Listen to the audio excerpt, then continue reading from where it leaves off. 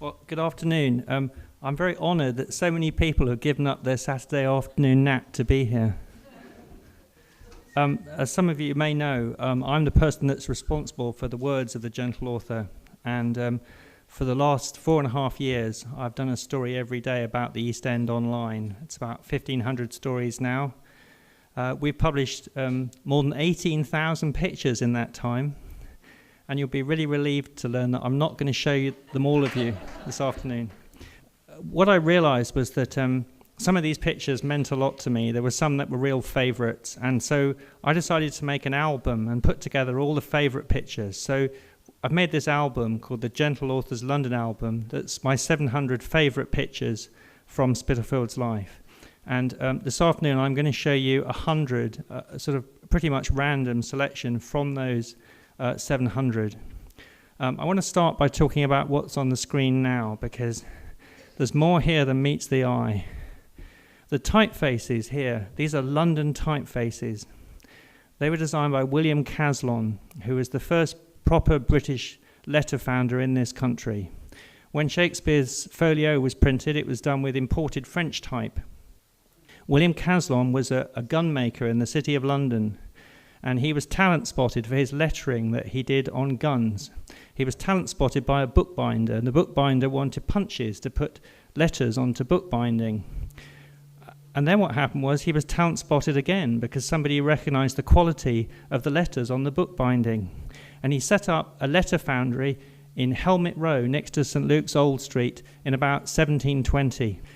Now, what's really extraordinary is that they moved eventually to Chiswell Street in the City of London in 1737, and they carried on there until 1937. And throughout that entire period, Caslon was the default typeface for almost all printing in the English language. And there were about 6 William Caslons in a row. If you go to St. Luke's Old Street now, there's only one tomb left in front of the church, and you really have to go and look closely at that tomb because it's William Caslon's tomb. And the lettering on the tomb is Caslon.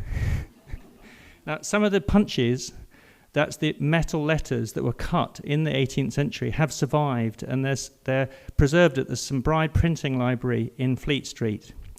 In the last year, they've been digitized, so it means that those typefaces that were done in the 18th century are suddenly able to be used again for the first time in 2 centuries.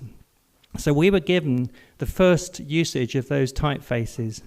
And this italic face you see here was designed by Joseph Isaac Drury in the 1780s, and it hasn't been used since then. The other type, the big chunky one, is from the 1820s. And what fascinates me about this is that people think that type that's got serifs is old-fashioned, and that type like this is modern. But of course it comes from the ancient Greeks, and that's an 1820 typeface. So I'm really proud that we got the first usage of these typefaces since that time. But since then, one other publication has started using them. It's very funny. Vanity Fair has taken them.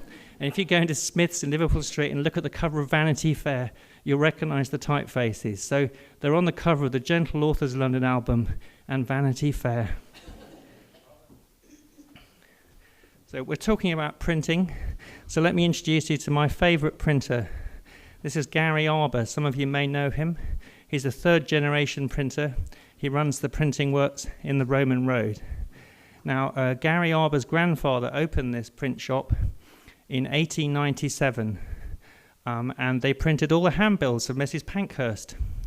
And Gary's grandmother was a big friend of Mrs. Pankhurst, and it was a matter of some contention that she wouldn't allow Gary's grandfather to ever charge her for the printing.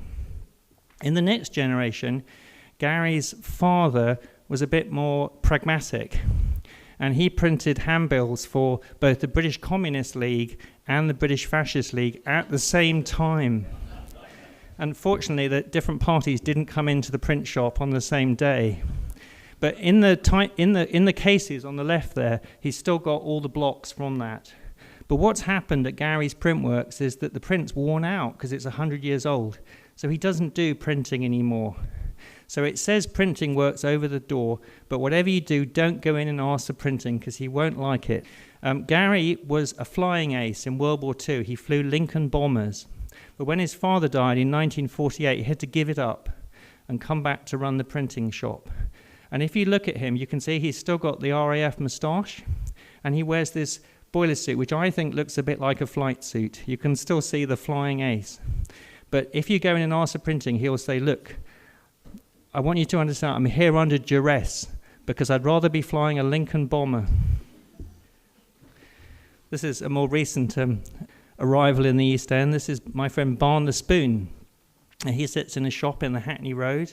He sits there 5 days a week. He watches the rush hour go one way and then go the other way, and he sits there making spoons all day.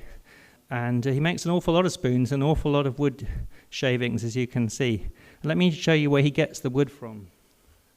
This is Tower Hamlet Cemetery Park, which I'm sure you all know was one of the Magnificent Seven, created in the middle of the 19th century when the small graveyards in the city were starting to overflow and human remains were getting into the water and stuff. Anyway, in the middle of the last century, they let the cemetery grow wild. They stopped burying people there, and it's now a nature reserve. But as part of that, they have to thin out the wood. So they give the wood to Barn, and Barn makes spoons out of it. And this is the cemetery where almost all of the East Enders from the 19th century are buried. So I like to think that they're all coming back to us now as spoons. This is Sid's coffee stall in Shoreditch High Street. I'm sure you all know it. I took this photo this year because it was a really wonderful year for Blossom, the best in a generation. And I like this kind of lyrical image of Sid's coffee stall. And Sid was gassed in World War I, and he used his pension to build this coffee stall, which was a state-of-the-art coffee stall made of mahogany. And it was London's first coffee stall to get electricity. As you can see, it's still hitched up to the lamppost. So even when they put the new lamppost in, they had to leave the old lamppost there. And it's never moved. When they tarmac the road, they had to put the curb around the coffee. Can you see that? The line goes round. Now, as I said, Sid was gassed in World War I. And during World War II, Sid's coffee stall was open 24 hours a day because it was serving all the ARP workers and the firemen during the London Blitz. And a bomb dropped in Calvert Avenue about 50 yards away. And Sid and his wife used to go down into the basement of the bank next door whenever there was an air raid. But Sid was very upset by this bomb, and it brought back memories of the trenches. So his son, Sid Jr., was serving in special operations in the Middle East. So the mayor of Shoreditch applied to the War Office and had Sid Jr. brought back because it was essential to the war effort to have him here to pour cups of tea for all the workers in the Blitz. And it's still run today by Jane Tottill, who's the granddaughter. So if you've never been there, you really have to go. It's open till about 3 o'clock every day in the week. This is another one of my Blossom pictures. And this is taken about 50 yards from here. And what I love about this picture is you might think it was a still from a Bergman movie, but of course it's Whitechapel. Oh, now this is the auction that happens every year in Smithfield on Christmas Eve, and they sell off all the meat in 45 minutes. And carnivores from the entire southeast of England drive in. And these are really serious carnivores. They pack their deep freezers, and in October they start emptying it out, eating steak every day. And they all arrive with wads of cash. And literally, the meat gets thrown into the crowd. Steaks go flying, whole piglets go flying, turkeys. It's quite incredible. It all happens in 45 minutes. And as you know, Smithfield was on the site of the very notorious Bartholomew Fair, which is London's most uproarious fair each year. And it was stopped by the Victorians because it just got all out of hand. But I like to feel that this one auction on Christmas Eve each year in Smithfield is the last sort of echo of that uproar. And let me just show you the outcome of this event. To me, it really sums up Christmas and what it's all about at Christmas, really. And I actually did this story for Christmas Day last year, and I posted it on Christmas morning, and I was so proud of it. And the photographer, Colin O'Brien, did all these wonderful meat portraits of people with their pieces of meat. But then, of course, I got dozens of complaints. I ruined Christmas, apparently, for a lot of vegetarians. They went to Spitalfields Life on Christmas morning, and they were confronted with all this blood. Okay, this is the first of the old pictures that I'm going to show you. I love looking at old pictures of London, but I find that books of old pictures of London make me really sad because they just become catalogues of everything that's gone. I had the chance to publish a lot of old pictures from the Bishopsgate archive that have never been in a book before. But I thought, if I'm going to do this, I want to put them alongside pictures of London today. And this is a photograph from the 1880s. It's in Macclesfield Street in Soho. And it was one of a series done by the Society for Recording the Relics of Old London. And what interests me about these pictures is that although they were taken to record the architecture and done with very slow exposures, people got into the pictures. And it's the people that interest me. And it's funny in this picture because you can see there's a lady with her hand on her hip. And she's made a decision that she wants to be in the photograph. And there's a boy with her. I don't think he's so keen. I think she might have dragged him along and said, "You be in the photograph." But then if you look in the door of the shop, can you see there's half a person? Yeah, there's a woman who's sort of not really quite sure. But then if you look further over to the right, there's something else in the window. Can you see? Just above the loaf of bread. Let me show you what that is. Can you see it? There's a face there looking out. And this really compelled me, this face. And it reminded me of that moment in Henry James' Turn the Screw when the face appears at the window. And I love this idea that this person in the 1880s saw the photograph being taken.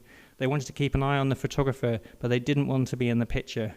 And they're there forever, and we'll never know who they are. And they're looking at the camera, and they're looking at you. This is a very different kind of picture. This is 100 years later. This is taken by a wonderful photographer called Bob Mazza. And Bob used to work at a porn cinema in King's Cross. And every night on the way home, he'd photograph the hijinks that went on the tube. The cinema was called the Office Cinema. And that was so that businessmen could call out their wives and say, "I'm still at the office," and not be lying. Let me show you some more of Bob. We call this one Clockwell. It's the glasses that really make this picture for me. This is what the tube ought to be like, I think. Half pints of lager and whiskey and soda. This one's a bit blurry because Bob had to go into the next carriage to take the photo in case they attacked him. I think this is Elephant and Castle, and the guys were stuck behind the railings, and Bob said, "Why don't you put the chairs there and you could climb over?" And they thought that was very helpful of him, but of course he just wanted to get the photograph. Now this is the first of the London and Middlesex Archaeological Society photographs that I'm going to show you. At the Bishopsgate Institute, they have about 6,000 glass slides, which were used at the Bishopsgate Institute for lantern slides 100 years ago. In the big hall there, they used to do lantern slides, and they were to show East Enders what the rest of London was like in a time when a lot of people didn't go outside their neighbourhood. Now, many of these 4,000 slides are images of things like the exterior of Buckingham Palace and Nelson's Column and the Houses of Parliament. But what interests me are the pictures that exist around the margins, and this is a really good example of one. This is a Waterloo Bridge, and this is traffic from Covent Garden going over the bridge, and I love the man looking up to check if the baskets are going to make it. And this is what makes these photographs very interesting to me. And so I was given the opportunity to pick what I think are the most interesting of these pictures and put them in the album. Interestingly, you can see there was a problem with Waterloo Bridge at the beginning of the 20th century, and they had to put this steelwork on it to hold it together. But fortunately, in the 1940s, it was rebuilt by women, and there's no longer a problem. It's also London's only self-cleaning bridge. This is another of the Lammas slides. This is the building of Tower Bridge in the 1880s. It took about 8 years to build it. This is Clare Market. Clare Market was just off the Kingsway near Aldwych, and there was a whole neighbourhood there of little streets and shops and markets that was all swept away around 1900 for the creation of the Aldwych and the Kingsway. What I love about this picture is that the woman hanging out her sheets. And also this is the street where Joseph Grimaldi was born. Markets are something that mean a great deal to me because I think that the term marketplace has become very devalued. There's this sense that marketplace just means economic transaction. But in London, markets have always meant a lot more than that. They've always been places of culture, places of all kind of exchange. Let me show you some more market pictures. Oh, this is Smithfield again. We've gone full circle. I think this is probably from the 1920s, judging by the kind of Giles granny lady with her hat. There's about to be a big fight over Smithfield because you may know the big building right down by the Farringdon Road that's been shut for the last 10 years. That was designed by the architect who designed Tower Bridge, and it has a 200-foot diameter glass dome inside it. It's a very distinguished building, and it's listed. But the City of London would like to just replace it with a tower block. It's full of little units that would make wonderful shops, and you could create a market like the Borough Market, and all the people who work around there could go and buy their fruit and veg and everything every day, and it would enliven the city. The Secretary of State's just called public inquiry about it, so we're all going to hear about that in the next few months. This is near at home. This is Hoxton Market on a Saturday morning at the butcher's. Everyone's there to get the Sunday joint. This is Billingsgate. It's rather wonderful, the people that have stopped to look at the camera, and they're there forever, and the people who just carried on working, and they're just there as a kind of trail. And I love the names too. Ebenezer Newby, James Heck. It's still there, but of course it's the actual market has now moved over to Canary Wharf. This is again one of the London Middlesex Archaeological Society pictures. This is rather beautiful. It's just the entrance to Parliament. It's still the same. There's a little policeman just standing in there to make sure no suffragettes or anybody goes walking in. This is nearby. This is St Helen's Bishopsgate, one of the few churches in the city to have survived the fire. And this door is on the side. It's still exactly the same. People just ignore it. But what's amazing about it, it was designed by Inigo Jones. It's still there, exactly like that, 1633, and it's rather wonderful. Just in front of it is a bollard that's one of the few that's a genuine cannon. So next time you're over by the Gherkin, just walk past the Gherkin and go and see the door by Inigo Jones. Oh, this is one of a great series within the Lammas slides of London at night, and I'm incredibly seduced by these pictures of London at night. There are hundreds of them in the collection, and I put a great set of them in the book. There's a kind of mystery and a magic and a romance about these images, I think. Let me show you some more. This is really interesting because of the colour. In the past, photographs were always coloured.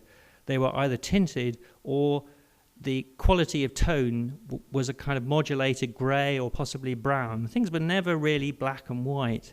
And the fashion when people do photography books now is to use digital technology to get rid of all the mess and clean them up and make them all standard black and white. And I deliberately didn't do that. So in my book, lots of the photographs are really scuzzy with lots of dirt, and they're all different tones of brown. But to me, there's, again, a kind of poetry about that. It's part of the history of what the pictures are, and that's why we've left them that way. And I think with this picture, the tone is really important to the picture. This is a really interesting picture. One of the things I like about the Lammas slides is that while there are lots of pictures of historic churches, there are just as many pictures of historic pubs. And it's really clear that the London Middlesex Archaeological Society were equally interested in pubs. This is a pub. I don't think it's there anymore. This is an interesting thing where you can see the photo's got this kind of smudge on it. And there's this strange thing with some of these photographs where you can't really tell if it's a photograph taken in the mist or if it's a photo, or whether the photograph itself is a bit smudgy. Let me show you a different one. Again, the colour here, I think, is really part of what makes this image so majestic. It's one of a series that I put together and called The Fogs and Smogs of Old London. This is down in Bedford Row. It's still pretty much the same. You may know Lamb's Conduit Street, and a man called William Lamb set up a tap there in, I think, 1519 or something. And this is the continuation of that watercourse. The pump's still there exactly like that. And now, this is not a still from a Stanley Kubrick movie. This is inside St. Paul's Cathedral, between the two domes. And if you look, you can just see down through that opening, you can see the painting on the inside of the dome. But what fascinates me about this picture is what's actually going on, because if you look, you'll see there's a bucket of water, and there's a piece of string, and there's a plank. And we don't know why.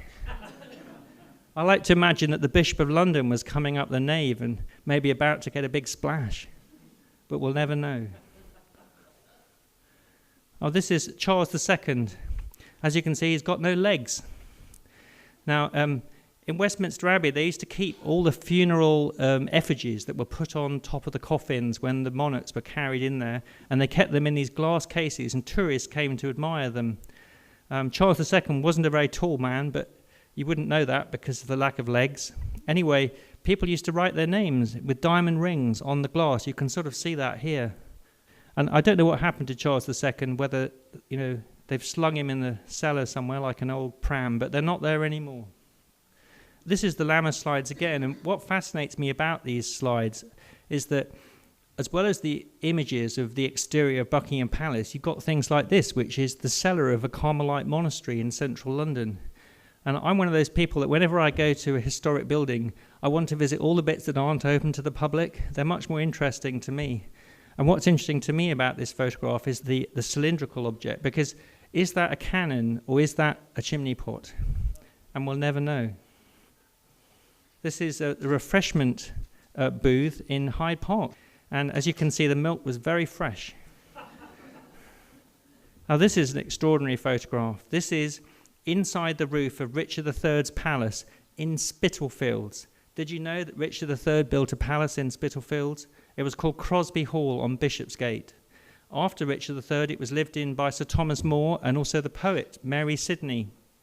The building was moved in 1911 down to Cheney Row, and it's there at the end of Cheney Row on the Chelsea Embankment. So next time you drive past, look out for it, because it looks like a piece of Edwardian fake Elizabethan, but it isn't, it's genuine. But what's fascinating about this picture inside the roof, I don't know if you can see it, there's a dish there. Can you see the dish? That's what I like about this picture, is somebody put a dish inside the roof of Richard III's palace in Spitalfields 100 years ago to stop the leak. That's what, to me, makes this picture magic. This is Fulham Palace. This is the moat at Fulham Palace. I never knew there was a moat at Fulham Palace, but what makes this picture most interesting to me is what's up there on the left. Can you see it? There's a teepee. Somebody put a teepee next to the moat in Fulham Palace 100 years ago, and it's a complete mystery. Oh, this is a modern picture. This is my friend Chris Scaife. There's a picture by Martin Osborne, who's a very brilliant animal photographer. He did a book called Dogs in Cars that you may know. What I like about this picture is that the raven in question is called Merlin, and she's the alpha female at the tower. And she lives apart from the other ravens in special quarters in the Queen's house that were built for Anne Boleyn. But I think her model is more Elizabeth I because she doesn't have a consort. But I think that what this picture illustrates is she's got Chris Scaife, the chief raven keeper, on a short leash. Oh, now this is Colin O'Brien. Now Colin O'Brien is a photographer who was born in Clerkenwell in 1940, and he started taking pictures in 1948, and he's carried on continuously photographing on the streets of London over all this time. And I still do a lot of work with Colin every week. You can see his pictures on Spitalfields Life every week. Now, Colin grew up in a tenement on the corner of the Farringdon Road and the Clerkenwell Road called Victoria Dwellings. And his parents had the top flat. His dad worked over in the sorting office. And during the 40s and 50s, when he was growing up there, there was a very unfortunate problem with the traffic lights. They all used to go green at once. And the result of this was that almost every week, Colin would be sitting in the kitchen with his mum and dad having tea, and there'd be a big crunch. And Colin would lean out the window with his box brownie and take a photograph. And that's what you're looking at now. Colin took this when he was in his teens. And what's amazing about this photograph is that how beautiful it is, but also in terms of the history of photography, it predates some very big people who thought they were the first to be looking at car crashes as a valid subject for photography. I'm thinking about people like Ouija and then Andy Warhol. Let me show you some more car crashes. It's a car crash in the rain. There's a little bit later. You can tell by the Hush Puppies van, it's in the 60s. Car crash in the night. I think this is earlier in the 50s. Colin managed to date it from the Guinness advert. Oh, this is my friend Crudgy. Crudgy is London's most celebrated bicycle courier. He worked as insurance at Lloyd's in the 80s, and he didn't like what happened in the city. He decided he wanted a bit more freedom, so he became a bicycle courier. He's 6'6". He's a man with a great natural sense of authority, and he's got London's best facial hair. He also has an incredible whiff of engine oil when he arrives, but look out for Crudgy. This is in Hackney Wick. Every year, the Eton Mission Rowing Club, they have a coracle race across the River Lee. And I always thought the coracles must be very stable because, as you know, St. Brendan paddled to America in a coracle, but clearly it was quite problematic for many people just to go across the River Lee. But what I like about this picture is the dog in the foreground. He's looking at his mistress. Oh, there's a different water theme picture. This is swan upping on the Thames. And I had the great privilege to go swan upping with the Vintners Company from the City of London about 2 years ago. And in the medieval era, if the monarch wanted to grant a privilege to somebody but didn't really want to give them land, they could give them rights to swans. And in the 13th century, they gave rights to swans to the Vintners Company, who've had it all this time. And every year, there's a certain point when the baby swans, the cygnets, aren't yet old enough to fly. And that's the time in July when they go and mark the swans. And they've done it ever since. Nowadays, they tend to do it upriver from Teddington to Abingdon. This was taken near Abingdon. And nowadays, it's all about conservation rather than marking them. Because, as you may have known, in the 80s, because of the lead weights, the population of swans on the Thames went down to something like 30 pairs. It's now up to over 60. It's a great adventure. Oh, this is close to home now. The photographer Jeremy Friedman did a wonderful set of the curry chefs of Brick Lane, and this is the head curry chef at Champagne in Brick Lane. But what fascinated me about these pictures was that we never asked them to cross their arms, but they all crossed their arms. And many of these curry chefs originally were sailors. The first curry restaurant on the East End, the Halal restaurant over in Ailey Street, is still going. They opened in 1938, and it was an Asian sailor's mission, and it was the cafe where they cooked their own meals. They opened it up in 1938 to anybody to go and eat curry there. And as you know, many of those sailors came and worked in the garment industry here, and because they were single men, they opened up cafeterias for themselves, and that was the beginning of the curry restaurants on Brick Lane. So I just sort of wonder whether there's crossing arms things. It has a slightly nautical quality, as if they're kind of the engineers, you know, from the engine house down beneath a great ship. Let me show you a couple more. This is at Saffron. Oh, this is interesting. This man has only been doing it for 6 weeks. He's just a porter. But he's aspiring to be a curry chef. And as you can see, he's already got the posture. Oh, now this January, it was a really great year for Snowmen this year. And as you know, lots of creative types live up around London Fields. So there was one Sunday where I spent the whole afternoon sprinting up and down London Fields, photographing the snowmen. But what happened was that once people had made their snowmen and walked away, there were these gangs of boys who just kicked them over. But then what happened was other people came along and reconstructed them differently. So this strange kind of evolution happened. Let me show you. And you can just see in the background, you can see all the people making snowmen. Oh, this is the Tower of London. The Tower of London has the most awe-inspiring graffiti. And to me, it's incredibly touching. So many people went in there and they were forgotten about. They never came out. And the way that they reconciled themselves to that situation was by carving their names. And people spent months and years carving their names so they would leave some kind of record. And so it was a great privilege. The Tower of London let me publish all their graffiti in my book. Let me show you another one. This is Ambrose Rookwood, who was one of the gunpowder plotters. He was arrested, I think, 10th of November that year, and he sat in there till around Christmas, and he carved his name there at that time. And after he carved his name, they took him out with the others, and they tied them to pallets, dragged them to St. Paul's, and cut them in 4. This is a photograph by John Claridge, very, very distinguished East End photographer from Plaistow. John's family all worked in the docks and were all boxers. I took John along to the London Ex-Boxers Association, which is a wonderful organisation that meets once a month in the William Blake pub in Old Street every Sunday morning at 10. and you get about 200 to 300 X-boxes. So over several months, we did portraits of the boxes. Let me show you some more.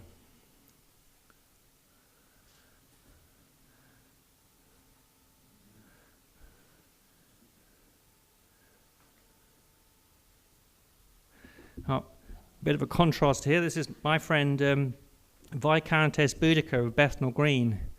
And anybody that walks around the streets here probably may recognise Boudica.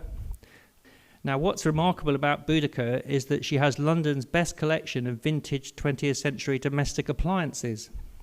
This is a Berry electric heater from the 1940s. And over the years, Boudica's acquired all these gadgets from the junk shops and markets around Brick Lane, and she's restored them all herself. They're all as if they were new. She's got a 1940s gas-powered fridge that's in perfect working order. Let me show you another appliance. This is a 1920s electric cooker that still works. And in Boudica's kitchen in Bethnal Green, it's like a pinball arcade with all the cookers lined up along the kitchen wall, all the different eras of the 20th century. And so every time she cooks a meal, she can choose which one she wants to use. This is Francesca Abimbola. Now, Francesca was the first woman to open a wax fabric shop on Wentworth Street in the 80s. And Wentworth Street's now the European capital for wax-resist fabric. And what's remarkable about this is that the women who run these shops are international business women. They all have shops in Lagos.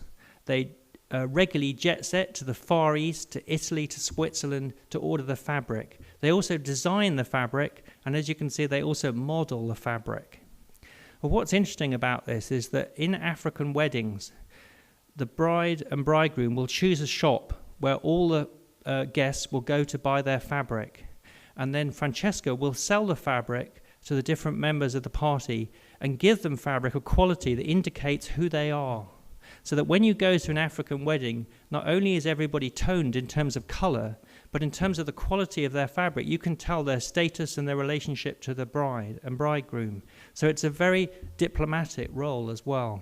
But I just think these women are just astonishing goddesses, really, and we wanted to do a set of glamorous portraits to celebrate them. Let me show you another.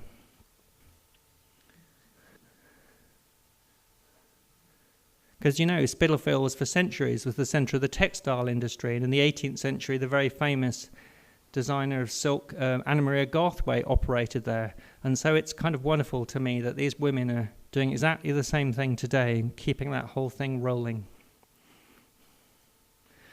Now, this is my friend Aaron Barbers, who's London's oldest barber. He's 92. He's been cutting hair for 78 years with the same pair of scissors. His father gave him a pair of blue steel scissors when he was 12, and he sharpens them every week, and he still cuts hair with them. He cut the hair for the flying squad for 50 years. Now, about 2 years ago, Aaron had a horrible shock because he arrived for work in the morning and he found 20 TV crews outside his salon, and it was the riots in Tottenham, and they trashed his salon. But what happened was an online campaign, and money was raised, and people who make scenery for films recreated his salon. So what you're seeing is him standing in the recreation of his salon. But fortunately, you'll be relieved to know he always takes the scissors home with him. So it's the same scissors. But he's still there. He's there till midday every weekday, and you can just walk in and get a 1940s flying squad haircut. This is my friend Jack Corbett. Jack Corbett is London's oldest fireman. He's 103 years old. He grows all his own vegetables. He goes to the pub every day, and he has very beautiful skin. Jack was in Clerkenwell during World War II in the fire team there. He was there in St Paul's, right in the middle of the Blitz. He lived through all that, and he talks about it as they never took sleep for weeks. They just worked and worked. And I asked him why there was no memorial in Clerkenwell Fire Station to the men that died during World War II fighting the Blitz. And he told me something rather wonderful, which is that nobody died. Nobody from Clerkenwell died. At this moment, Jack's hopping mad because Clerkenwell Fire Station, which is the oldest operating fire station in Britain, is due to be shut in January by the mayor. And it's the closest fire station to the City of London and to King's Cross Station. This is Colin O'Brien again. Now, the tenement that Colin grew up in was described by some people as a slum, and councillors used to come round and ask his parents to vote for them. Colin's dad used to say, "We'll vote for you if you get us some better homes." And in the 1960s, they built Michael Cliff House over in Clerkenwell. It was a tower block. And by then, Colin was about 20 years old. And his parents were given the choice of any flat in the block. So they said, let's pick one about halfway up. But Colin said, no, let's get the top flat. So, of course, now he could no longer photograph car crashes. But Colin found a new subject. The subject was lightning over the city. He took this photograph in 1971, and he went down the next morning with the film to the Evening Standard, and it was on the front page. Okay, we go back now to about 1900. This is a photographer called Horace Warner, who took photographs in Spitalfields in 1900, 1901, 1902. Horace Warner was a Quaker, and he taught the Sunday school at the Bedford Institute in Quaker Street. The building's still there, if anyone knows it, a red brick building. It's sort of just sitting decaying at the moment. And this is in Union Place in Spitalfields, just across the road from there. And they wanted to take portraits of children that they could use for their annual report to raise money for the Institute and to illustrate the poverty in the East End. And as you know, there's a culture of images of children in the East End to illustrate poverty, and many of those pictures are very disappointing, and because they portray the children as victims or not having possession of themselves. And Horace Warner's pictures are in startling contrast to those images that we know, because Horace Warner knew the children. I'm going to show you a sequence of his portraits now. They're called the Spitalfields Nippers.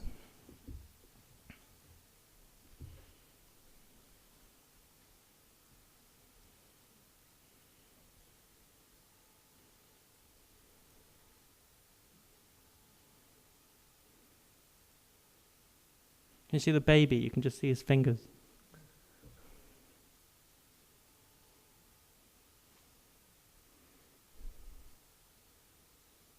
That must be a barrow from the Spitalfields market. It's the same two brothers. That must be a cabbage from the market.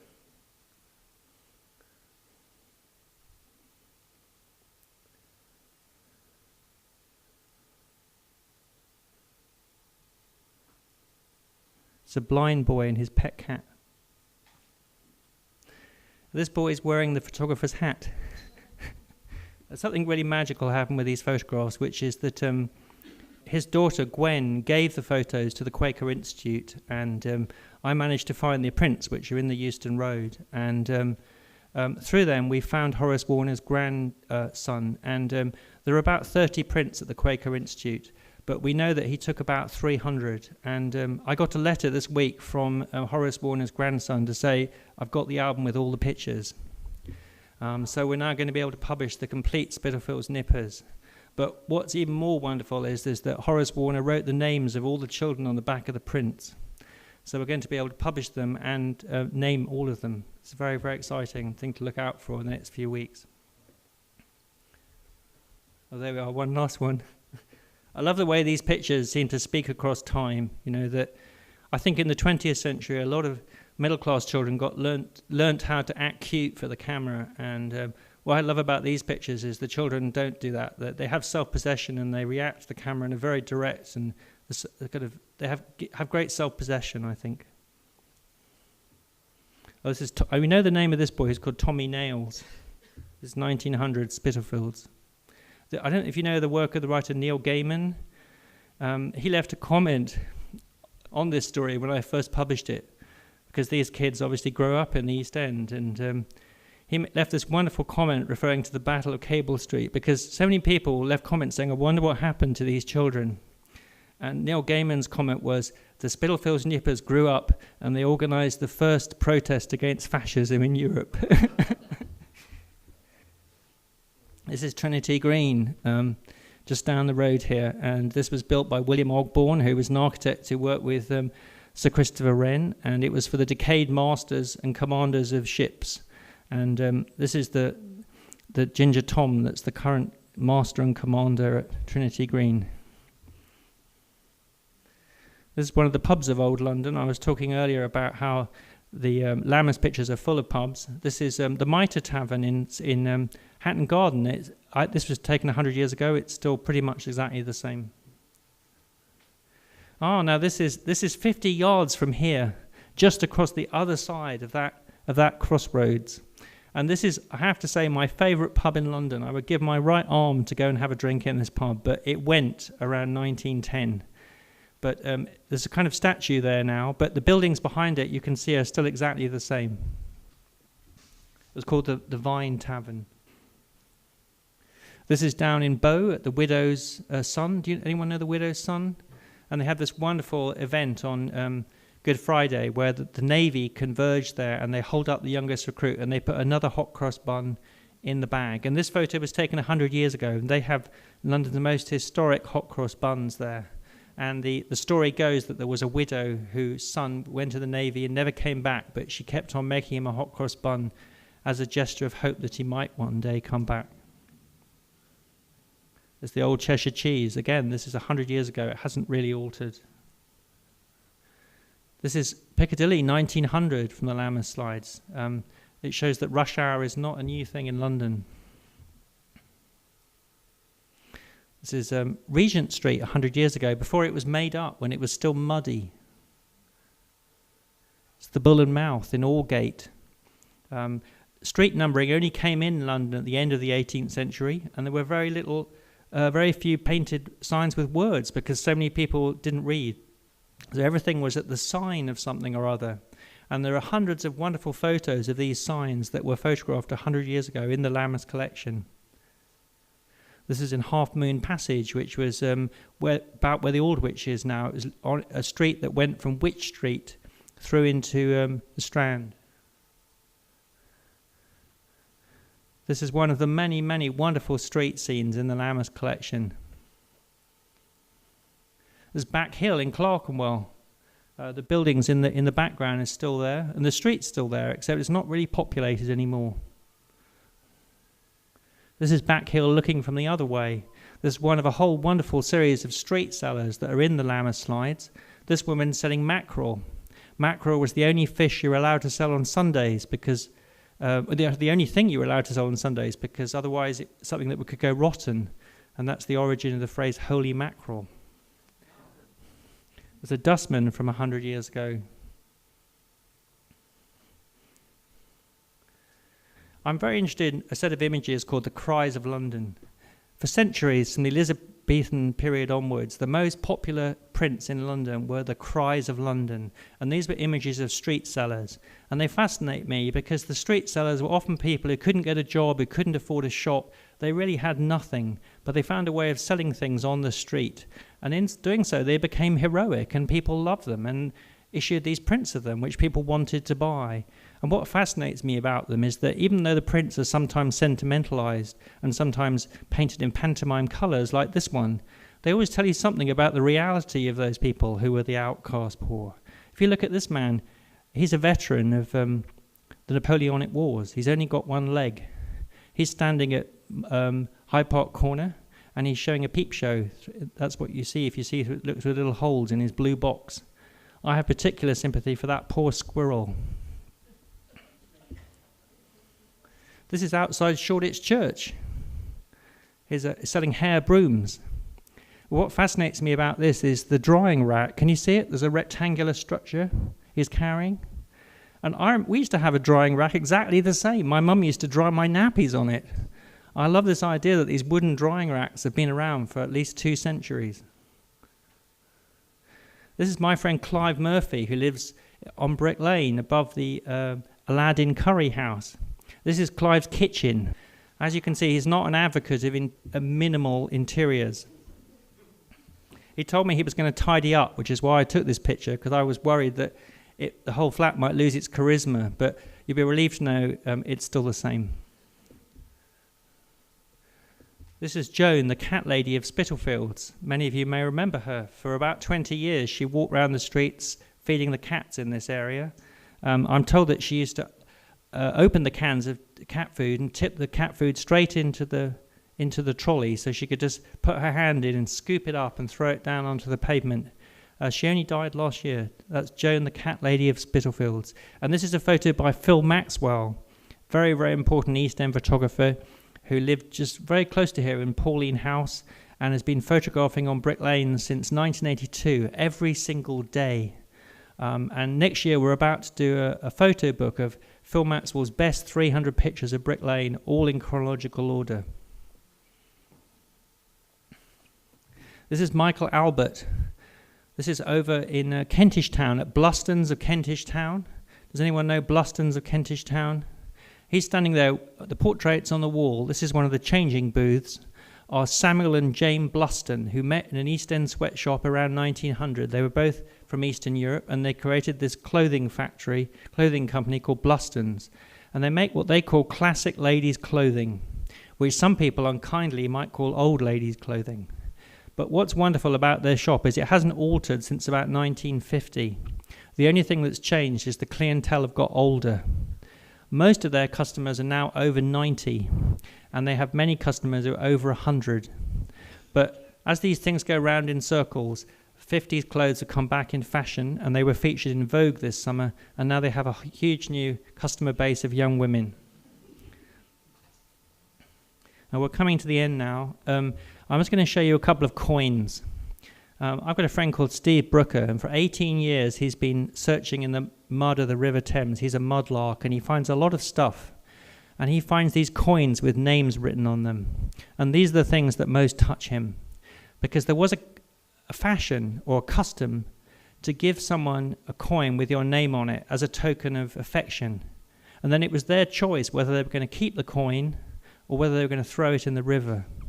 So all these coins that he finds in the river, maybe they're actually the residue of unrequited love. Sometimes they were bent to become an amulet, or maybe it was so that the person who you gave it to couldn't spend it. And I especially like this one because of the spelling. Now, somebody did a lot of work here. They carved all these violets all over this coin, and they spelt the name. I think they spelt it phonetically. I think that the man said voilet. And we'll never know the story behind this, but I have this idea that this gentleman took his lady friend for a river trip on the Thames, and he said, "Voilet, I've got something to give you. It's a token of my undying affection." And Voilet said, "You can't even spell my name right!" And she threw it in the river. But maybe after that, she had remorse and she realized what she'd done, and she saw the effect she had on him. And maybe there's somebody sitting in this room tonight and their great-great-grandmother was Voilet. Thank you very much.